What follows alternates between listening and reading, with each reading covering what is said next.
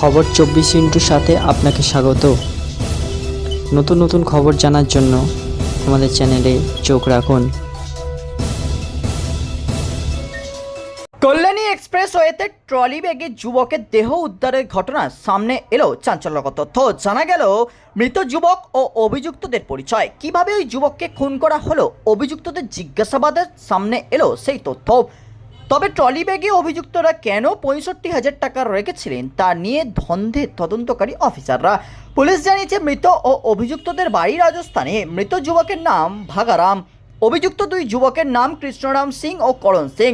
অভিযুক্ত দুজন গিরিশ পার্কের একটি বাড়িতে ভাড়া থাকতেন। তাদের কাছ থেকে চুড়িদারের পিস কিনতেন ব্যবসায়ী ভাগারাম।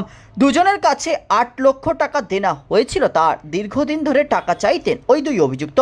কিভাবে খুন করা হলো ভাগারামকে? পুলিশ জানিয়েছে টাকা না পেয়ে ভাগারামকে খুনের পরিকল্পনা করেন করণ ও কৃষ্ণরাম। তাদের ভাড়া বাড়িতে ডেকে পাঠান ভাগারামকে।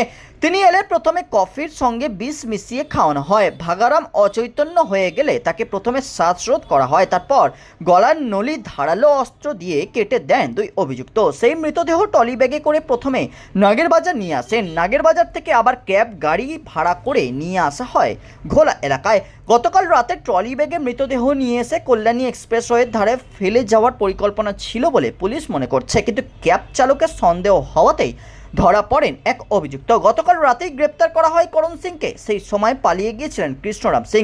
করণকে নিয়ে বিভিন্ন জায়গায় তল্লাশি চালিয়ে কৃষ্ণরাম সিংহকে গ্রেপ্তার করে ঘোলা থানার পুলিশ। ব্যুরো রিপোর্ট, খবর 24/7।